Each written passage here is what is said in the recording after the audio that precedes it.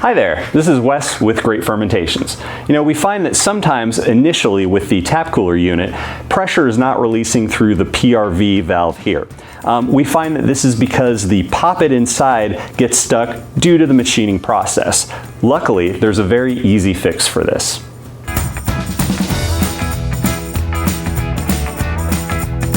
All you have to do is unthread the PRV valve here, take out the spring and the poppet, and then give this a good cleaning. Now we find that the poppet oftentimes will be wedged in there, so initially you might have to take the end of a pen cap or something and just kind of pop that out.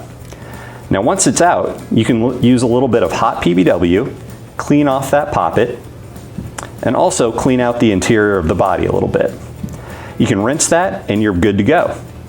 We also find that using a little bit of keg lube on the O-ring on the poppet helps. And that's how you fix the PRV on your tap cooler unit. If you have any other questions, feel free to call us or give us an email at customerservice@greatfermentations.com.